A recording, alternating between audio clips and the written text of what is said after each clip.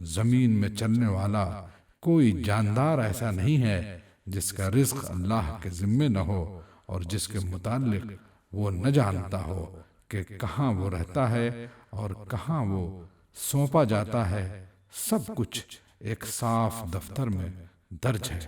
اور وہی ہے جس نے آسمانوں اور زمین کو 6 دنوں میں پیدا کیا، جبکہ اس سے پہلے اس کا عرش پانی پر تھا، تاکہ تم کو آزما کر دیکھے تم میں کون بہتر عمل کرنے والا ہے۔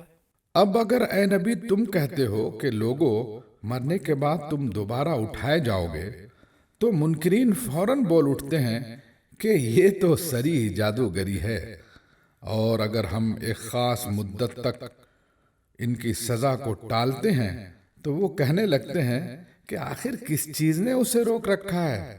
سنو، جس روز اس سزا کا وقت آ گیا تو وہ کسی کے پھیرنے سے نہ پھر سکے گا، اور وہی چیز ان کو آ گھیرے گی جس کا وہ مذاق اڑا رہے ہیں۔ اگر کبھی ہم انسان کو اپنی رحمت سے نوازنے کے بعد پھر اس سے محروم کر دیتے ہیں تو وہ مایوس ہوتا ہے اور ناشکری کرنے لگتا ہے۔ اور اگر اس مصیبت کے بعد جو اس پر آئی تھی ہم اسے نعمت کا مزہ چکھاتے ہیں تو کہتا ہے میرے تو سارے دلدر پار ہو گئے، پھر وہ پھولا نہیں سماتا اور اکڑنے لگتا ہے۔ اس عیب سے پاک اگر کوئی ہیں تو بس وہ لوگ جو صبر کرنے والے اور نیکوکار ہیں، اور وہی ہیں جن کے لیے درگزر بھی ہے اور بڑا اجر بھی۔ تو اے پیغمبر، کہیں ایسا نہ ہو کہ تم ان چیزوں میں سے کسی چیز کو بیان کرنے سے چھوڑ دو جو تمہاری طرف وحی کی جا رہی ہے، اور اس بات پر دل تنگ ہو کہ وہ کہیں گے اس شخص پر کوئی خزانہ کیوں نہ اتارا گیا، یا یہ کہ اس کے ساتھ کوئی فرشتہ کیوں نہ آیا۔ تم تو محض خبردار کرنے والے ہو، آگے ہر چیز کا حوالے دار اللہ ہے۔ کیا یہ کہتے ہیں کہ پیغمبر نے یہ کتاب خود گڑھ لی ہے؟ کہو اچھا یہ بات ہے تو اس جیسی گڑھی ہوئی 10 صورتیں تم بنا لاؤ، اور اللہ کے سوا اور جو تمہارے معبود ہیں ان کو مدد کے لیے بلا سکتے ہو تو بلا لو، اگر تم انہیں معبود سمجھنے میں سچے ہو۔ اب اگر وہ تمہارے معبود تمہاری مدد کو نہیں پہنچتے تو جان لو کہ یہ اللہ کے علم سے نازل ہوئی ہے، اور یہ کہ اللہ کے سوا کوئی حقیقی معبود نہیں ہے۔ پھر کیا تم اس امر حق کے آگے سر تسلیم خم کرتے ہو؟ جو لوگ بس اس دنیا کی زندگی اور اس کی خوشنمائیوں کے طالب ہوتے ہیں، ان کی کارگزاری کا سارا پھل ہم یہیں ان کو دے دیتے ہیں، اور اس میں ان کے ساتھ کوئی کمی نہیں کی جاتی۔ مگر آخرت میں ایسے لوگوں کے لیے آگ کے سوا کچھ نہیں ہے۔ وہاں معلوم ہو جائے گا کہ جو کچھ انہوں نے دنیا میں بنایا وہ سب ملیا میٹ ہو گیا، اور اب ان کا سارا کیا دھرا محض باطل ہے۔ پھر بھلا وہ شخص جو اپنے رب کی طرف سے ایک صاف شہادت رکھتا تھا، اس کے بعد ایک گواہ بھی پروردگار کی طرف سے اس شہادت کی تائید میں آ گیا، اور پہلے موسیٰ کی کتاب رہنما اور رحمت کے طور پر آئی ہوئی بھی موجود تھی، کیا وہ بھی دنیا پرستوں کی طرح اس سے انکار کر سکتا ہے؟ ایسے لوگ تو اس پر ایمان ہی لائیں گے۔ اور انسانی گروہوں میں سے جو کوئی اس کا انکار کرے تو اس کے لیے جس جگہ کا وعدہ ہے وہ دوزخ ہے۔ پس اے پیغمبر تم اس چیز کی طرف سے کسی شک میں نہ پڑنا، یہ حق ہے تمہارے رب کی طرف سے، مگر اکثر لوگ نہیں مانتے۔ اور اس شخص سے بڑھ کر ظالم اور کون ہوگا جو اللہ پر جھوٹ کھڑے۔ ایسے لوگ اپنے رب کے حضور پیش ہوں گے اور گواہ شہادت دیں گے کہ یہ ہیں وہ لوگ جنہوں نے اپنے رب پر جھوٹ گھڑا تھا۔ سنو، خدا کی لعنت ہے ظالموں پر، ان ظالموں پر جو خدا کے راستے سے لوگوں کو روکتے ہیں، اس کے راستے کو ٹیڑھا کرنا چاہتے ہیں اور آخرت کا انکار کرتے ہیں۔ وہ زمین میں اللہ کو بے بس کرنے والے نہ تھے، اور نہ اللہ کے مقابلے میں کوئی ان کا حامی تھا۔ انہیں اب دوہرا عذاب دیا جائے گا۔ وہ نہ کسی کی سن ہی سکتے تھے اور نہ خود ہی انہیں کچھ سوچتا تھا۔ یہ وہ لوگ ہیں جنہوں نے اپنے آپ کو خود گھاٹے میں ڈالا اور وہ سب کچھ ان سے کھویا گیا جو انہوں نے گھڑ رکھا تھا۔ ناگزیر ہے کہ وہی آخرت میں سب سے بڑھ کر گھاٹے میں رہے وہ لوگ جو ایمان لائے اور جنہوں نے نیک عمل کیے اور اپنے رب ہی کے ہو کر رہے، تو یقیناً وہ جنتی لوگ ہیں اور جنت میں وہ ہمیشہ رہیں گے۔ ان دونوں فریقوں کی مثال ایسی ہے جیسے ایک آدمی تو ہو اندھا بہرا اور دوسرا ہو دیکھنے اور سننے والا۔ کیا یہ دونوں یکساں ہو سکتے ہیں؟ کیا تم اس مثال سے کوئی سبق نہیں لیتے؟ اور ایسے ہی حالات تھے جب ہم نے نوح کو اس کی قوم کی طرف بھیجا تھا۔ اس نے کہا، میں تم لوگوں کو صاف صاف خبردار کرتا ہوں کہ اللہ کے سوا کسی کی بندگی نہ کرو، ورنہ مجھے اندیشہ ہے کہ تم پر ایک روز دردناک عذاب آئے گا۔ جواب میں اس کی قوم کے سردار جنہوں نے اس کی بات ماننے سے انکار کیا تھا بولے، ہماری نظر میں تو تم اس کے سوا کچھ نہیں ہو کہ بس ایک انسان ہو ہم جیسے، اور ہم دیکھ رہے ہیں کہ ہماری قوم میں سے بس ان لوگوں نے جو ہمارے یہاں اراذل تھے بے سوچے سمجھے تمہاری پیروی اختیار کر لی ہے۔ اور ہم کوئی چیز بھی ایسی نہیں پاتے جس میں تم لوگ ہم سے کچھ بڑے ہوئے ہو، بلکہ ہم تو تمہیں جھوٹا سمجھتے ہیں۔ اس نے کہا، اے برادران قوم، ذرا سوچو تو صحیح کہ اگر میں اپنے رب کی طرف سے ایک کھلی شہادت پر قائم تھا، پھر اس نے مجھ کو اپنی خاص رحمت سے بھی نواز دیا، مگر وہ تم کو نظر نہ آئی، تو آخر ہمارے پاس کیا ذریعہ ہے کہ تم ماننا نہ چاہو اور ہم زبردستی اس کو تمہارے سر چپیک دیں۔ اور اے برادران قوم، میں اس کام پر تم سے کوئی مال نہیں مانگتا، میرا اجر تو اللہ کے ذمے ہے، اور میں ان لوگوں کو دھکے دینے سے بھی رہا جنہوں نے میری بات مانی ہے۔ وہ آپ ہی اپنے رب کے حضور جانے والے ہیں، مگر میں دیکھتا ہوں کہ تم لوگ جہالت برت رہے ہو۔ اور اے قوم، اگر میں ان لوگوں کو دھتکار دوں تو خدا کی پکڑ سے کون مجھے بچانے آئے گا؟ تم لوگوں کی سمجھ میں کیا اتنی بات بھی نہیں آتی؟ اور میں تم سے نہیں کہتا کہ میرے پاس اللہ کے خزانے ہیں، نہ یہ کہتا ہوں کہ میں غیب کا علم رکھتا ہوں، نہ یہ میرا دعویٰ ہے کہ میں فرشتہ ہوں، اور یہ بھی میں نہیں کہہ سکتا کہ جن لوگوں کو تمہاری آنکھیں حقارت سے دیکھتی ہیں انہیں اللہ نے کوئی بھلائی نہیں دی۔ ان کے نفس کا حال اللہ ہی بہتر جانتا ہے۔ اگر میں ایسا کہوں تو ظالم ہوگا۔ آخرکار ان لوگوں نے کہا، اے نوح، تم نے ہم سے جھگڑا کیا اور بہت کر لیا، اب تو بس وہ عذاب لے آؤ جس کی تم ہمیں دھمکی دیتے ہو اگر سچے ہو۔ نوح نے جواب دیا، وہ تو اللہ ہی لائے گا اگر چاہے گا، اور تم اتنا بلبوتا نہیں رکھتے کہ اسے روک دو۔ اب اگر میں تمہاری کچھ خیر خواہی کرنا بھی چاہوں تو میری خیر خواہی تمہیں کوئی فائدہ نہیں دے سکتی جبکہ اللہ ہی نے تمہیں بھٹکا دینے کا ارادہ کر لیا ہو۔ وہی تمہارا رب ہے اور اسی کی طرف تمہیں پلٹنا ہے۔ اے نبی، کیا یہ لوگ کہتے ہیں کہ اس شخص نے یہ سب کچھ خود گھڑ لیا ہے؟ ان سے کہو، اگر میں نے یہ خود گھڑا ہے تو مجھ پر اپنے جرم کی ذمہ داری ہے، اور جو جرم تم کر رہے ہو اس کی ذمہ داری سے میں بری ہوں۔ نوح پر وحی کی گئی کہ تمہاری قوم میں سے جو لوگ ایمان لا چکے بس وہ لا چکے، اب کوئی ماننے والا نہیں ہے۔ ان کے کرتوتوں پر غم کھانا چھوڑ دو اور ہماری نگرانی میں ہماری وحی کے مطابق ایک کشتی بنانی شروع کر دو۔ اور دیکھو، جن لوگوں نے ظلم کیا ہے ان کے حق میں مجھ سے کوئی سفارش نہ کرنا، یہ سارے کے سارے اب ڈوبنے والے ہیں۔ نوح کشتی بنا رہا تھا اور اس کی قوم کے سرداروں میں سے جو کوئی اس کے پاس سے گزرتا تھا وہ اس کا مذاق اڑاتا تھا۔ اس نے کہا اگر تم ہم پر ہنستے ہو تو ہم بھی تم پر ہنس رہے ہیں، ان قریب تمہیں خود معلوم ہو جائے گا کہ کس پر وہ عذاب آتا ہے جو اسے رسوا کر دے گا اور کس پر وہ بلا ٹوٹ پڑتی ہے جو ٹالے نہ ٹلے گی۔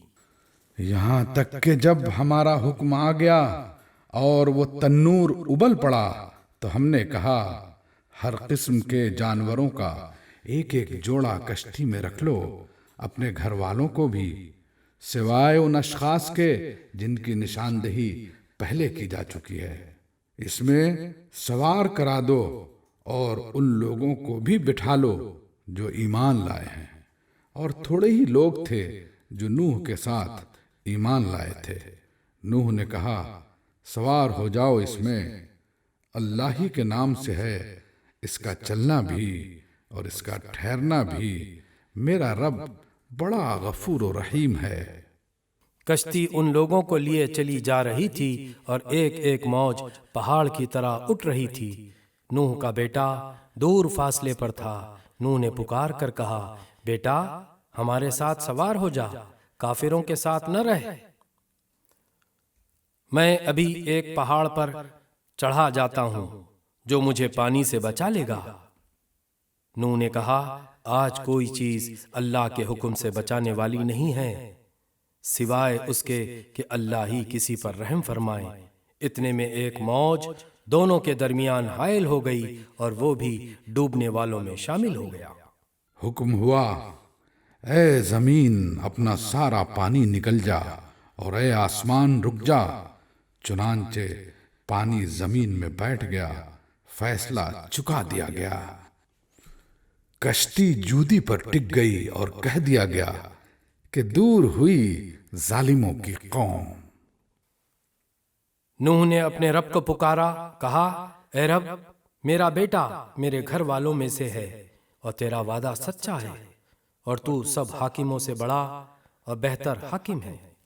جواب میں ارشاد ہوا اے نوح وہ تیرے گھر والوں میں سے نہیں ہے، وہ تو ایک بگڑا ہوا کام ہے، لہذا تو اس بات کی مجھ سے درخواست نہ کر جس کی حقیقت تو نہیں جانتا۔ میں تجھے نصیحت کرتا ہوں کہ اپنے آپ کو جاہلوں کی طرح نہ بنا لے۔ نوح نے فوراً عرض کیا اے میرے رب میں تیری پناہ مانگتا ہوں اس سے کہ وہ چیز تجھ سے مانگوں جس کا مجھے علم نہیں۔ اگر تو نے مجھے معاف نہ کیا اور رحم نہ فرمایا تو میں برباد ہو جاؤں گا۔ حکم ہوا اے نوح اتر جا، ہماری طرف سے سلامتی اور برکتیں ہیں تجھ پر اور ان گروہوں پر جو تیرے ساتھ ہیں، اور کچھ گروہ ایسے بھی ہیں جن کو ہم کچھ مدت سامان زندگی بخشیں گے، پھر انہیں ہماری طرف سے دردناک عذاب پہنچے گا۔ اے نبی یہ غیب کی خبریں ہیں جو ہم تمہاری طرف وحی کر رہے ہیں، اس سے پہلے نہ تم ان کو جانتے تھے اور نہ تمہاری قوم، پس صبر کرو، انجام کار متقیوں ہی کے حق میں ہے۔ اور عاد کی طرف ہم نے ان کے بھائی ہود کو بھیجا، اس نے کہا اے برادران قوم اللہ کی بندگی کرو، تمہارا کوئی خدا اس کے سوا نہیں ہے، تم نے محض جھوٹ گڑ رکھے ہیں۔ اے برادران قوم اس کام پر میں تم سے کوئی اجر نہیں چاہتا، میرا اجر تو اس کے ذمہ ہے جس نے مجھے پیدا کیا ہے، کیا تم عقل سے ذرا کام نہیں لیتے؟ اور اے میری قوم کے لوگوں اپنے رب سے معافی چاہو، پھر اس کی طرف پلٹو، وہ تم پر آسمان کے دہانے کھول دے گا اور تمہاری موجودہ قوت پر مزید قوت کا اضافہ کرے گا، مجرم بن کر منہ نہ پھیرو۔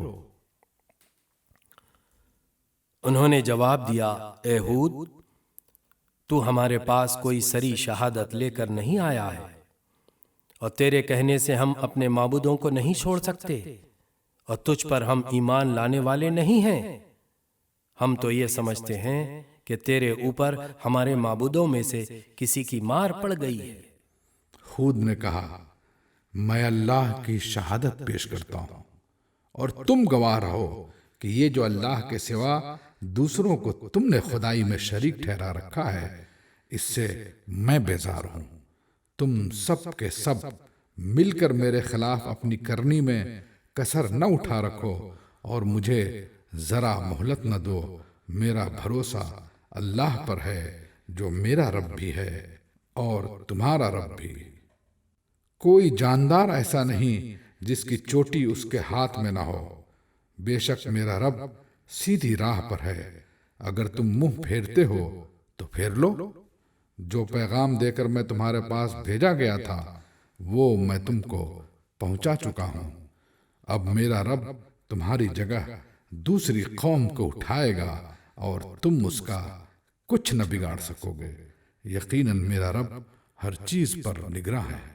پھر جب ہمارا حکم آ گیا تو ہم نے اپنی رحمت سے ہود کو اور ان لوگوں کو جو اس کے ساتھ ایمان لائے تھے نجات دے دی اور ایک سخت عذاب سے انہیں بچا لیا۔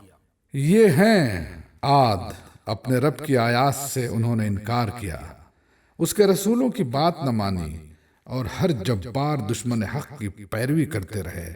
آخرکار اس دنیا میں بھی ان پر پھٹکار پڑی اور قیامت کے روز بھی۔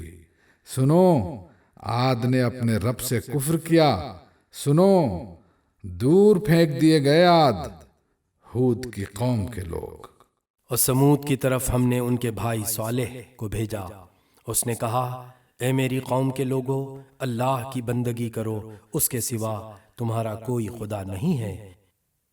وہی ہے جس نے تم کو زمین سے پیدا کیا ہے اور یہاں تم کو بسایا ہے، لہٰذا تم اس سے معافی چاہو اور اس کی طرف پلٹ آؤ، یقیناً میرا رب قریب ہے اور وہ دعاؤں کا جواب دینے والا ہے۔ انہوں نے کہا اے صالح، اس سے پہلے تو ہمارے درمیان ایسا شخص تھا جس سے بڑی توقعات وابستہ تھیں، کیا تو ہمیں ان معبودوں کی پرستش سے روکنا چاہتا ہے جن کی پرستش ہمارے باپ دادا کرتے تھے؟ تو جس طریقے کی طرف ہمیں بلا رہا ہے اس کے بارے میں ہم کو سخت شبہ ہے، جس نے ہمیں خلجان میں ڈال رکھا ہے۔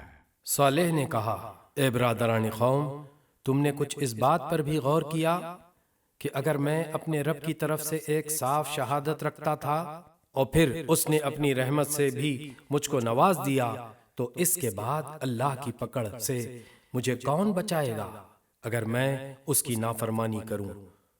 تم میرے کس کام آ سکتے ہو سوائے اس کے کہ مجھے اور زیادہ خسارے میں ڈال دو۔ اور اے میری قوم کے لوگو، دیکھو یہ اللہ کی اونٹنی تمہارے لیے ایک نشانی ہے، اسے خدا کی زمین میں چرنے کے لیے آزاد چھوڑ دو، اس سے ذرا تعرض نہ کرنا، ورنہ کچھ زیادہ دیر نہ گزرے گی کہ تم پر خدا کا عذاب آ جائے گا۔ مگر انہوں نے اونٹنی کو مار ڈالا۔ اس پر صالح نے ان کو خبردار کر دیا کہ بس اب 3 دن اپنے گھروں میں اور رہ بس لو، یہ ایسی میعاد ہے جو جھوٹی نہ ثابت ہوگی۔ آخر کار جب ہمارے فیصلے کا وقت آ گیا تو ہم نے اپنی رحمت سے صالح کو اور ان لوگوں کو جو اس کے ساتھ ایمان لائے تھے بچا لیا اور اس دن کی رسوائی سے ان کو محفوظ رکھا۔ بے شک تیرا رب ہی دراصل طاقتور اور بالا دست ہے۔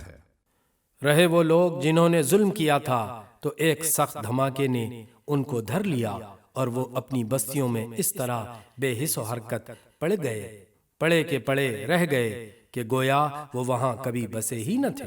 سنو، سمود نے اپنے رب سے کفر کیا، سنو، دور پھینک دیے گئے سمود، اور دیکھو ابراہیم کے پاس ہمارے فرشتے خوشخبری لیے ہوئے پہنچے، کہا تم پر سلام ہو۔ ابراہیم نے جواب دیا تم پر بھی سلام ہو۔ پھر کچھ دیر نہ گزری کہ ابراہیم ایک بھنا ہوا بچڑا ان کی ضیافت کے لیے لے آیا، مگر جب دیکھا کہ ان کے ہاتھ کھانے پر نہیں بڑھتے تو وہ ان سے مشتبہ ہو گیا اور دل میں ان سے خوف محسوس کرنے لگا۔ انہوں نے کہا ڈرو نہیں، ہم تو لوط کی قوم کی طرف بھیجے گئے ہیں۔ ابراہیم کی بیوی بھی کھڑی ہوئی تھی، وہ یہ سن کر ہنس دی۔ پھر ہم نے اس کو اسحاق اور اسحاق کے بعد یعقوب کی خوشخبری دی۔ وہ بولی، ہائے میری کم بختی، کیا اب میرے ہاں اولاد ہوگی جبکہ میں بڑھیا پھوس ہو گئی اور میرے میاں بھی بوڑھے ہو چکے؟ یہ تو بڑی عجیب بات ہے۔ فرشتوں نے کہا، اللہ کے حکم پر تعجب کرتی ہو؟ ابراہیم کے گھر والوں، تم لوگوں پر تو اللہ کی رحمت اور اس کی برکتیں ہیں، اور یقیناً اللہ نہایت قابل تعریف اور بڑی شان والا ہے۔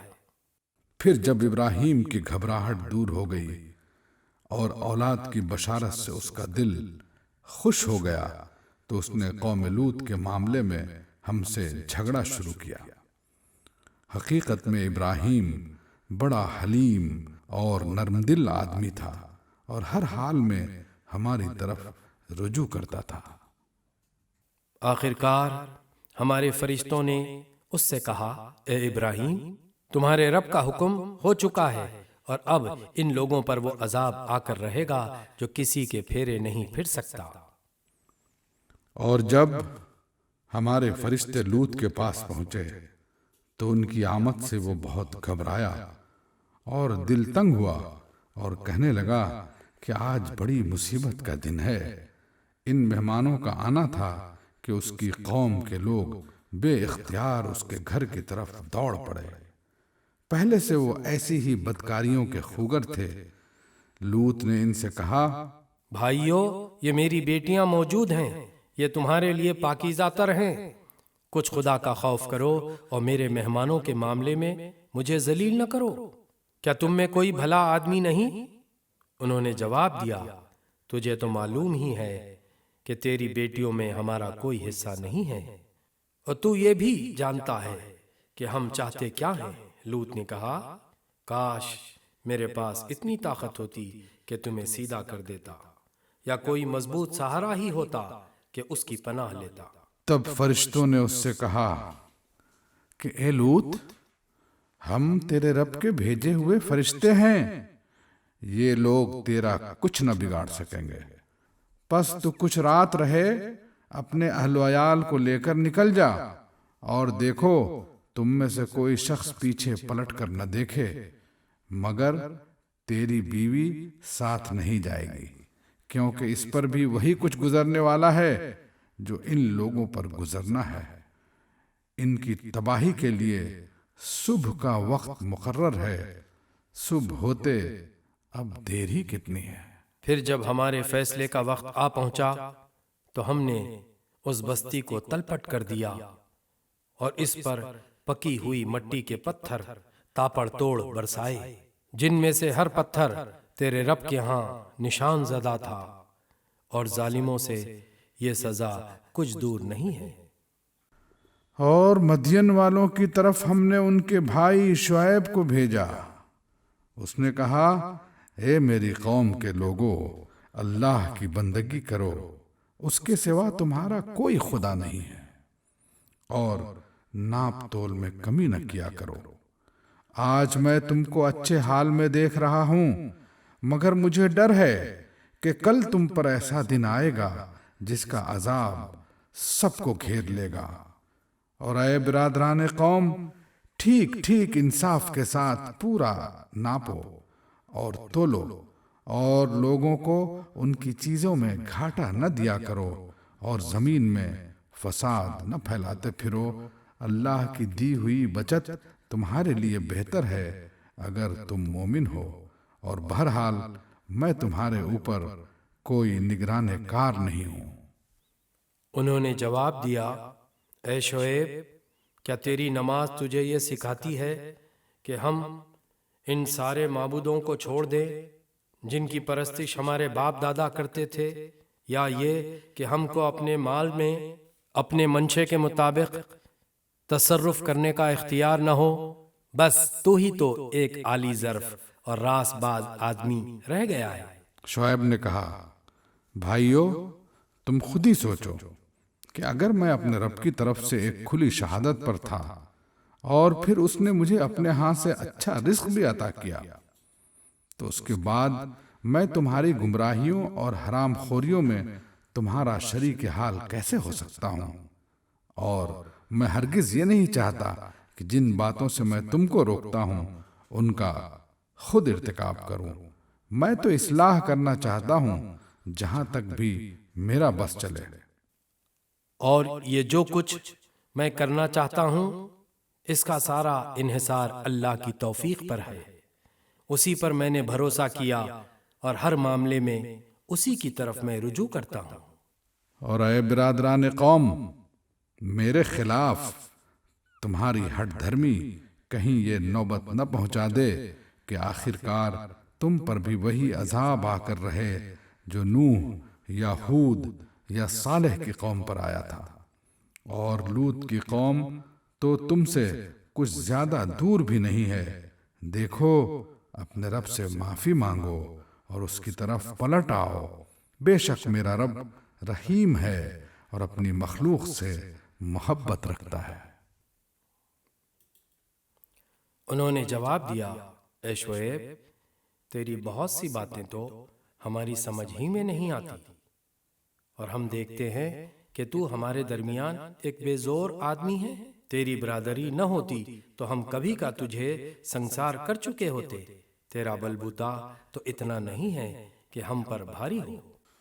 شعیب نے کہا، بھائیو، کیا میری برادری تم پر اللہ سے زیادہ بھاری ہے کہ تم نے برادری کا تو خوف کیا اور اللہ کا بالکل پس پشت ڈال دیا؟ جان رکھو کہ جو کچھ تم کر رہے ہو وہ اللہ کی گرفت سے باہر نہیں ہے۔ اے میری قوم کے لوگو، تم اپنے طریقے پر کام کیے جاؤ اور میں اپنے طریقے پر کرتا رہوں گا۔ جلدی تمہیں معلوم ہو جائے گا کہ کس پر ذلت کا عذاب آتا ہے اور کون جھوٹا ہے۔ تم بھی انتظار کرو اور میں بھی تمہارے ساتھ چشم برا ہوں۔ آخرکار جب ہمارے فیصلے کا وقت آ گیا تو ہم نے اپنی رحمت سے شعیب اور اس کے ساتھی مومنوں کو بچا لیا، اور جن لوگوں نے ظلم کیا تھا ان کو ایک سخت دھماکے نے ایسا پکڑا کہ وہ اپنی بستیوں میں بے حس و حرکت پڑے کے پڑے رہ گئے، گویا وہ کبھی وہاں رہے بسے ہی نہ تھے۔ سنو، مدین والے بھی دور پھینک دیے گئے جس طرح سمود پھینکے گئے تھے، اور موسیٰ کو ہم نے اپنی نشانیوں اور کھلی سند ماموریت کے ساتھ فرعون اور اس کے اعیان سلطنت کی طرف بھیجا، مگر انہوں نے فرعون کے حکم کی پیروی کی، حالانکہ فرعون کا حکم راستی پر نہ تھا۔ قیامت کے روز وہ اپنی قوم کے آگے آگے ہوگا اور اپنی پیشوائی میں انہیں دوزخ کی طرف لے جائے گا۔ کیسی بدتر جائے ورود ہے یہ جس پر کوئی پہنچے، اور ان لوگوں پر دنیا میں بھی لعنت پڑی اور قیامت کے روز بھی پڑے گی۔ کیسا برا صلہ ہے یہ جو کسی کو ملے۔ یہ چند بستیوں کی سرگزشت ہے جو ہم تمہیں سنا رہے ہیں، ان میں سے بعض اب بھی کھڑی ہیں اور بعض کی فصل کٹ چکی ہے۔ ہم نے ان پر ظلم نہیں کیا، انہوں نے آپ ہی اپنے اوپر ستم ڈھایا، اور جب اللہ کا حکم آ گیا تو ان کے وہ معبود جنہیں وہ اللہ کو چھوڑ کر پکارا کرتے تھے ان کے کچھ کام نہ آ سکے، اور انہوں نے ہلاکت و بربادی کے سوا انہیں کچھ فائدہ نہ دیا۔ اور تیرا رب جب کسی ظالم بستی کو پکڑتا ہے تو اس کی پکڑ ایسی ہی ہوا کرتی ہے، فی الواقع اس کی پکڑ بڑی سخت اور دردناک ہوتی ہے۔ حقیقت یہ ہے کہ اس میں ایک نشانی ہے اس شخص کے لیے جو عذاب آخرت کا خوف کرے۔ وہ ایک دن ہوگا جس میں سب لوگ جمع ہوں گے، اور پھر جو کچھ بھی اس روز ہوگا سب کی آنکھوں کے سامنے ہوگا۔ ہم اس کے لانے میں کچھ بہت زیادہ تاخیر نہیں کر رہے ہیں، بس ایک گنی چنی مدت اس کے لیے مقرر ہے۔ جب وہ آئے گا تو کسی کو بات کرنے کی مجال نہ ہوگی، الا یہ کہ خدا کی اجازت سے کچھ عرض کرے۔ پھر کچھ لوگ اس روز بدبخت ہوں گے اور کچھ نیک بخت۔ جو بدبخت ہوں گے وہ دوزخ میں جائیں گے، جہاں گرمی اور پیاس کی شدت سے وہ ہانپیں گے اور پھنکاریں ماریں گے، اور اسی حالت میں وہ ہمیشہ رہیں گے جب تک کہ زمین و آسمان قائم ہیں۔ الا یہ کہ تیرا رب کچھ اور چاہے، بے شک تیرا رب پورا اختیار رکھتا ہے کہ جو چاہے کرے۔ رہے وہ لوگ جو نیک بخت نکلیں گے تو وہ جنت میں جائیں گے اور وہاں ہمیشہ رہیں گے جب تک زمین اور آسمان قائم ہیں، الا یہ کہ تیرا رب کچھ اور چاہے۔ ایسی بخشش ان کو ملے گی جس کا سلسلہ کبھی منقطع نہ ہوگا۔ پس اے نبی، تو ان معبودوں کی طرف سے کسی شک میں نہ رہ جن کی یہ لوگ عبادت کر رہے ہیں۔ یہ تو بس لکیر کے فقیر بنے ہوئے اسی طرح پوجا پاٹ کیے جا رہے ہیں جس طرح پہلے ان کے باپ دادا کرتے تھے، اور ہم ان کا حصہ انہیں بھرپور دیں گے بغیر اس کے کہ اس میں کچھ کاٹ کسر ہو۔ ہم اس سے پہلے موسیٰ کو بھی کتاب دے چکے ہیں اور اس کے بارے میں بھی اختلاف کیا گیا تھا، جس طرح آج اس کتاب کے بارے میں کیا جا رہا ہے جو تمہیں دی گئی ہے۔ اگر تیرے رب کی طرف سے ایک بات پہلے ہی طے نہ کر دی گئی ہوتی تو ان اختلاف کرنے والوں کے درمیان کبھی کا فیصلہ چکا دیا گیا ہوتا۔ یہ واقعہ ہے کہ یہ لوگ اس کی طرف سے شک اور خلجان میں پڑے ہوئے ہیں۔ اور یہ بھی واقعہ ہے کہ تیرا رب انہیں ان کے اعمال کا پورا پورا بدلہ دے کر رہے گا۔ یقیناً وہ ان کی سب حرکتوں سے باخبر ہے۔ پس اے نبی، تم اور تمہارے وہ ساتھی جو کفر و بغاوت سے ایمان و اطاعت کی طرف پلٹ آئے ہیں، ٹھیک ٹھیک راہ راست پر ثابت قدم رہو جیسا کہ تمہیں حکم دیا گیا ہے، اور بندگی کی حد سے تجاوز نہ کرو۔ جو کچھ تم کر رہے ہو اس پر تمہارا رب نگاہ رکھتا ہے۔ ان ظالموں کی طرف ذرا نہ جھکنا، ورنہ جہنم کی لپیٹ میں آ جاؤ گے، اور تمہیں کوئی ایسا ولی و سرپرست نہ ملے گا جو خدا سے تمہیں بچا سکے، اور کہیں سے تم کو مدد نہ پہنچے گی۔ اور دیکھو، نماز قائم کرو دن کے دونوں سروں پر اور کچھ رات گزرنے پر۔ در حقیقت نیکیاں برائیوں کو دور کر دیتی ہیں۔ یہ ایک یاد دہانی ہے ان لوگوں کے لیے جو خدا کو یاد رکھنے والے ہیں، اور صبر کر، اللہ نیکی کرنے والوں کا اجر کبھی ضائع نہیں کرتا۔ پھر کیوں نہ ان قوموں میں جو تم سے پہلے گزر چکی ہیں ایسے اہل خیر موجود رہے جو لوگوں کو زمین میں فساد برپا کرنے سے روکتے۔ ایسے لوگ نکلے بھی تو بہت کم، جن کو ہم نے ان قوموں میں سے بچا لیا، ورنہ ظالم لوگ تو انہی مزوں کے پیچھے پڑے رہے جن کے سامان انہیں فراوانی کے ساتھ دیے گئے تھے، اور وہ مجرم بن کر رہے۔ تیرا رب ایسا نہیں ہے کہ بستیوں کو ناحق تباہ کر دے، حالانکہ ان کے باشندے اصلاح کرنے والے ہوں۔ بے شک تیرا رب اگر چاہتا تو تمام انسانوں کو ایک گروہ بنا سکتا تھا، مگر اب تو وہ مختلف طریقوں ہی پر چلتے رہیں گے، اور بے راہ رویوں سے صرف وہ لوگ بچیں گے جن پر تیرے رب کی رحمت ہے۔ اسی آزادی انتخاب و اختیار اور امتحان کے لیے تو اس نے انہیں پیدا کیا تھا۔ اور تیرے رب کی وہ بات پوری ہو گئی جو اس نے کہی تھی کہ میں جہنم کو جنوں اور انسانوں سب سے بھر دوں گا۔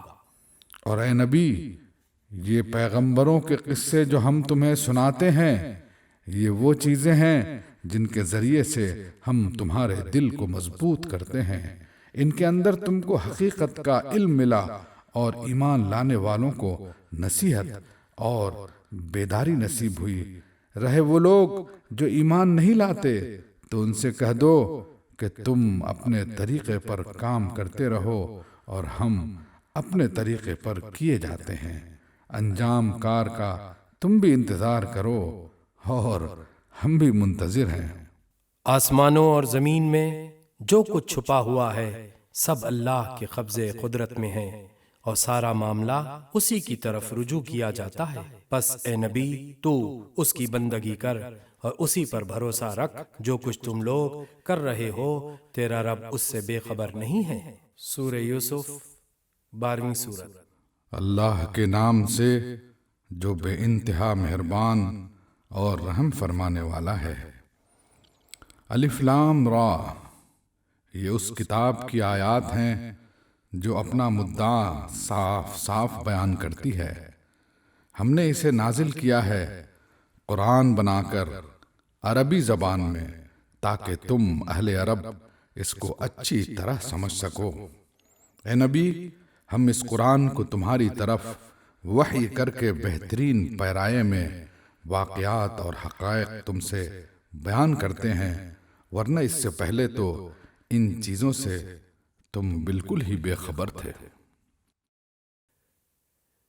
یہ اس وقت کا ذکر ہے جب یوسف نے اپنے باپ سے کہا، ابا جان، میں نے خواب میں دیکھا ہے کہ 11 ستارے ہیں اور سورج اور چاند ہیں اور وہ مجھے سجدہ کر رہے ہیں۔ جواب میں اس کے باپ نے کہا، بیٹا اپنا یہ خواب اپنے بھائیوں کو نہ سنانا، ورنہ وہ تیرے در پہ آزار ہو جائیں گے۔ حقیقت یہ ہے کہ شیطان آدمی کا کھلا دشمن ہے، اور ایسا ہی ہوگا جیسا تو نے خواب میں دیکھا ہے کہ تیرا رب تجھے اپنے کام کے لیے منتخب کرے گا اور تجھے باتوں کی تہ تک پہنچنا سکھائے گا، اور تیرے اوپر اور آل یعقوب پر اپنی نعمت اسی طرح پوری کرے گا جس طرح اس سے پہلے وہ تیرے بزرگوں ابراہیم اور اسحاق پر کر چکا ہے۔ یقیناً تیرا رب علیم اور حکیم ہے۔ حقیقت یہ ہے کہ یوسف اور اس کے بھائیوں کے قصے میں ان پوچھنے والوں کے لیے بڑی نشانیاں ہیں۔ یہ قصہ یوں شروع ہوتا ہے کہ اس کے بھائیوں نے آپس میں کہا، یہ یوسف اور اس کا بھائی دونوں ہمارے والد کو ہم سب سے زیادہ محبوب ہیں، حالانکہ ہم ایک پورا جتھا ہیں۔ سچی بات یہ ہے کہ ہمارے ابا جان بالکل ہی بہک گئے ہیں۔ چلو یوسف کو قتل کر دو یا اسے کہیں پھینک دو، تاکہ تمہارے والد کی توجہ صرف تمہاری ہی طرف ہو جائے۔ یہ کام کرنے کے بعد پھر نیک بن رہنا۔ اس پر ان میں سے ایک بولا، یوسف کو قتل نہ کرو، اگر کچھ کرنا ہی ہے تو اسے کسی اندھے کنویں میں ڈال دو، کوئی آتا جاتا قافلہ اسے نکال لے جائے گا۔ اس قرارداد پر انہوں نے جا کر اپنے باپ سے کہا، ابا جان، کیا بات ہے کہ آپ یوسف کے معاملے میں ہم پر بھروسہ نہیں کرتے؟ حالانکہ ہم اس کے سچے خیر خواہ ہیں۔ کل اسے ہمارے ساتھ بھیج دیجیے، کچھ چر چگ لے گا اور کھیل کود سے بھی دل بہلائے گا، ہم اس کی حفاظت کو موجود ہیں۔ باپ نے کہا، تمہارا اسے لے جانا مجھے شاق گزرتا ہے، اور مجھے اندیشہ ہے کہ کہیں اسے بھیڑیا نہ پھاڑ کھائے جبکہ تم اس سے غافل ہو۔ انہوں نے جواب دیا، اگر ہمارے ہوتے اسے بھیڑیے نے کھا لیا جبکہ ہم ایک جتھا ہیں، تب تو ہم بڑے ہی نکمے ہوں گے۔ اس طرح اصرار کر کے جب وہ اسے لے گئے اور انہوں نے طے کر لیا کہ اسے ایک اندھے کنویں میں چھوڑ دیں، تو ہم نے یوسف کو وحی کی کہ ایک وقت آئے گا جب تو ان لوگوں کو ان کی یہ حرکات جتائے گا یا اپنے فعل کے نتائج سے بے خبر ہیں۔ شام کو وہ روتے پیٹتے اپنے باپ کے پاس آئے اور کہا، ابا جان، ہم دوڑ کا مقابلہ کرنے میں لگ گئے تھے اور یوسف کو ہم نے اپنے سامان کے پاس چھوڑ دیا تھا کہ اتنے میں بھیڑیا آ کر اسے کھا گیا۔ آپ ہماری بات کا یقین نہ کریں گے چاہے ہم سچے ہی ہوں۔ اور وہ یوسف کے قمیص پر جھوٹ موٹ کا خون لگا کر لے آئے تھے۔ یہ سن کر ان کے باپ نے کہا، بلکہ تمہارے نفس نے تمہارے لیے ایک بڑے کام کو آسان بنا دیا۔ اچھا، صبر کروں گا اور بخوبی صبر کروں گا۔ جو بات تم بنا رہے ہو اس پر اللہ ہی سے مدد مانگی جا سکتی ہے۔ ادھر ایک قافلہ آیا اور اس نے اپنے سقے کو پانی لانے کے لیے بھیجا۔ سقے نے جو کنویں میں ڈول ڈالا تو یوسف کو دیکھ کر پکار اٹھا، مبارک ہو، یہاں تو ایک لڑکا ہے۔ ان لوگوں نے اس کو مال تجارت سمجھ کر چھپا لیا، حالانکہ جو کچھ وہ کر رہے تھے خدا اس سے باخبر تھا۔ آخر کار انہوں نے تھوڑی سی قیمت پر چند درہموں کے عوض اسے بیچ ڈالا، اور وہ اس کی قیمت کے معاملے میں کچھ زیادہ کے امیدوار نہ تھے۔ مصر کے جس شخص نے اسے خریدا اس نے اپنی بیوی سے کہا، اس کو اچھی طرح رکھنا، بعید نہیں کہ یہ ہمارے لیے مفید ثابت ہو یا ہم اسے بیٹا بنا لیں۔ اس طرح ہم نے یوسف کے لیے اس سرزمین میں قدم جمانے کی صورت نکالی اور اسے معاملہ فہمی کی تعلیم دینے کا انتظام کیا۔ اللہ اپنا کام کر کے رہتا ہے، مگر اکثر لوگ جانتے نہیں ہیں۔ اور جب وہ اپنی پوری جوانی کو پہنچا تو ہم نے اسے قوت فیصلہ اور علم عطا کیا۔ اس طرح ہم نیک لوگوں کو جزا دیتے ہیں۔ جس عورت کے گھر میں وہ تھا وہ اس پر ڈورے ڈالنے لگی اور ایک روز دروازے بند کر کے بولی، آ جا۔ یوسف نے کہا، خدا کی پناہ، میرے رب نے تو مجھے اچھی منزلت بخشی اور میں یہ کام کروں؟ ایسے ظالم کبھی فلاح نہیں پایا کرتے۔ وہ اس کی طرف بڑھی اور یوسف بھی اس کی طرف بڑھتا اگر اپنے رب کی برہان نہ دیکھ لیتا۔ ایسا ہوا تاکہ ہم اس سے بدی اور بے حیائی کو دور کر دیں۔ در حقیقت وہ ہمارے چنے ہوئے بندوں میں سے تھا۔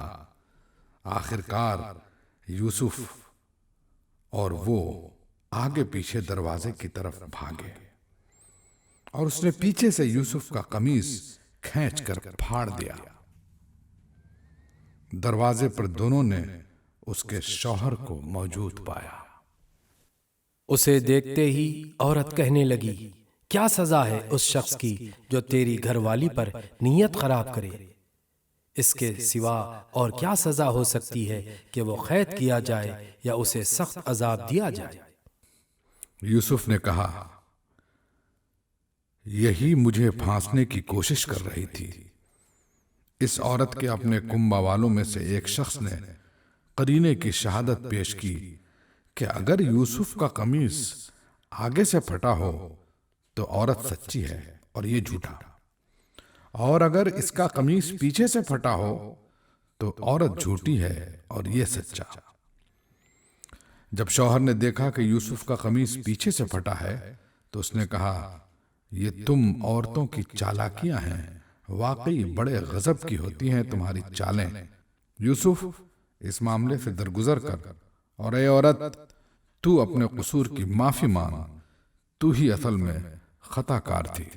شہر کی عورتیں آپس میں چرچا کرنے لگیں کہ عزیز کی بیوی اپنے نوجوان غلام کے پیچھے پڑی ہوئی ہے، محبت نے اس کو بے قابو کر رکھا ہے۔ ہمارے نزدیک تو وہ سری غلطی کر رہی ہے۔ اس نے جو ان کی یہ مکارانہ باتیں سنی تو ان کو بلاوا بھیج دیا اور ان کے لیے تکیے دار مجلس آراستہ کی اور ضیافت میں ہر ایک کے آگے ایک ایک چھری رکھ دی۔ پھر عین اس وقت جب کہ وہ پھل کاٹ کاٹ کر کھا رہی تھیں، اس نے یوسف کو اشارہ کیا کہ ان کے سامنے نکل آ۔ جب ان عورتوں کی نگاہ اس پر پڑی تو وہ دنگ رہ گئی اور اپنے ہاتھ کاٹ بیٹھیں اور بے ساختہ پکار اٹھیں، حاشا للہ، یہ شخص انسان نہیں ہے، یہ تو کوئی بزرگ فرشتہ ہے۔ عزیز کی بیوی نے کہا، دیکھ لیا، یہ ہے وہ شخص جس کے معاملے میں تم مجھ پر باتیں بناتی تھیں۔ بے شک میں نے اسے رجھانے کی کوشش کی تھی مگر یہ بچ نکلا۔ اگر یہ میرا کہنا نہ مانے گا تو قید کیا جائے گا اور بہت ذلیل و خوار ہوگا۔ یوسف نے کہا، اے میرے رب، قید مجھے منظور ہے بنسبت اس کے کہ میں وہ کام کروں جو یہ لوگ مجھ سے چاہتے ہیں، اور اگر تو نے ان کی چالوں کو مجھ سے دفع نہ کیا تو میں ان کے دام میں پھنس جاؤں گا اور جاہلوں میں شامل ہو رہوں گا۔ اس کے رب نے اس کی دعا قبول کی اور ان عورتوں کی چالیں اس سے دفع کر دیں۔ بے شک وہی ہے جو سب کی سنتا اور سب کچھ جانتا ہے۔ پھر ان لوگوں کو یہ سوجھی کہ ایک مدت کے لیے اسے قید کر دیں، حالانکہ وہ اس کی پاک دامنی اور خود اپنی عورتوں کے برے اطوار کی سری نشانیاں دیکھ چکے تھے۔ قید خانے میں 2 غلام اور بھی اس کے ساتھ داخل ہوئے۔ ایک روز ان میں سے ایک نے کہا، میں نے خواب دیکھا ہے کہ میں شراب کشید کر رہا ہوں۔ دوسرے نے کہا، میں نے دیکھا کہ میرے سر پر روٹیاں رکھی ہیں اور پرندے ان کو کھا رہے ہیں۔ دونوں نے کہا، ہمیں اس کی تعبیر بتائیے، ہم دیکھتے ہیں کہ آپ ایک نیک آدمی ہیں۔ یوسف نے کہا، یہاں جو کھانا تمہیں ملا کرتا ہے اس کے آنے سے پہلے میں تمہیں ان خوابوں کی تعبیر بتا دوں گا۔ یہ ان علوم میں سے ہے جو میرے رب نے مجھے عطا کیے ہیں۔ واقعہ یہ ہے کہ میں نے ان لوگوں کا طریقہ چھوڑ کر جو اللہ پر ایمان نہیں لاتے اور آخرت کا انکار کرتے ہیں، اپنے بزرگوں ابراہیم، اسحاق اور یعقوب کا طریقہ اختیار کیا ہے۔ ہمارا یہ کام نہیں ہے کہ اللہ کے ساتھ کسی کو شریک ٹھہرائیں، در حقیقت یہ اللہ کا فضل ہے ہم پر اور تمام انسانوں پر کہ اس نے اپنے سوا کسی کا بندہ ہمیں نہیں بنایا، مگر اکثر لوگ شکر نہیں کرتے ہیں۔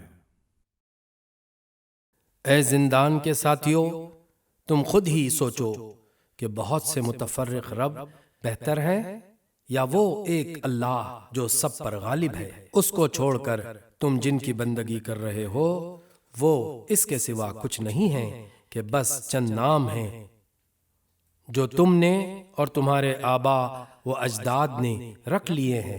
اللہ نے ان کے لیے کوئی سند نازل نہیں کی۔ فرماروائی کا اقتدار اللہ کے سوا کسی کے لیے نہیں ہے۔ اس کا حکم ہے کہ خود اس کے سوا تم کسی کی بندگی نہ کرو۔ یہی ٹھیٹھ سیدھا طریق زندگی ہے، مگر اکثر لوگ جانتے نہیں ہیں۔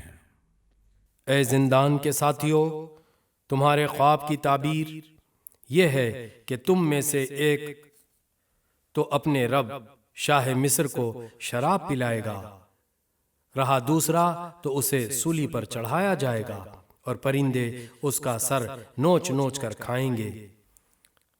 فیصلہ ہو گیا اس بات کا جو تم پوچھ رہے تھے۔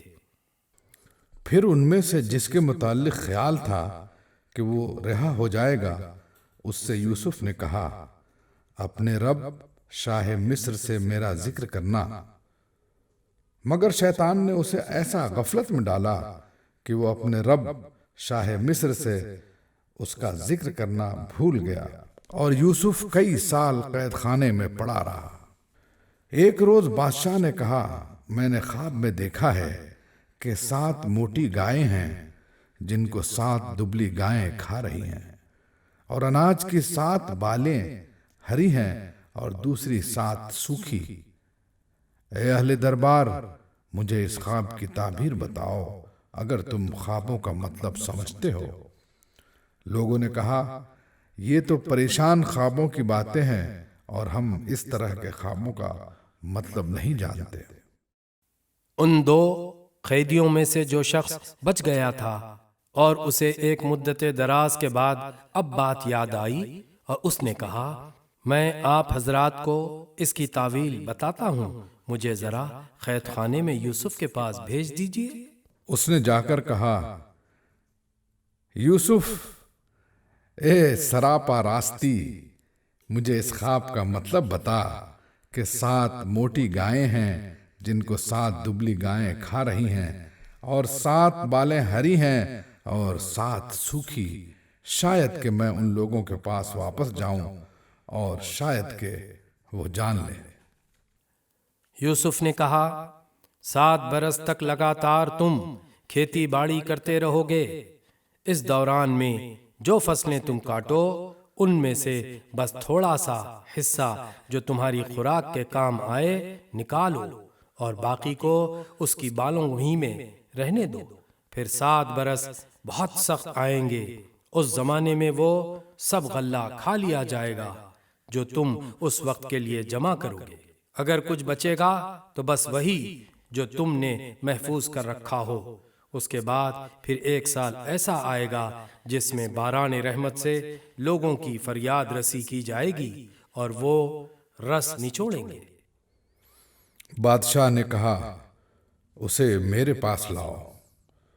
مگر جب شاہی فرستادہ یوسف کے پاس پہنچا تو اس نے کہا اپنے رب کے پاس واپس جا اور اس سے پوچھ کہ ان عورتوں کا کیا معاملہ ہے جنہوں نے اپنے ہاتھ کاٹ لیے تھے۔ میرا رب تو ان کی مکاری سے واقف ہی ہے۔ اس پر بادشاہ نے ان عورتوں سے دریافت کیا تمہارا کیا تجربہ ہے اس وقت کا جب تم نے یوسف کو رجھانے کی کوشش کی تھی؟ سب نے یک زبان ہو کر کہا حاشا للہ، ہم نے تو اس میں بدی کا شائبہ تک نہ پایا۔ عزیز کی بیوی بول اٹھی اب حق کھل چکا ہے، وہ میں ہی تھی جس نے اس کو پھسلانے کی کوشش کی تھی، بے شک وہ بالکل سچا ہے۔ یوسف نے کہا اس سے میری غرض یہ تھی کہ عزیز یہ جان لے کہ میں نے در پردہ اس کی خیانت نہیں کی تھی، اور یہ کہ جو خیانت کرتے ہیں ان کی چالوں کو اللہ کامیابی کی راہ پر نہیں لگاتا۔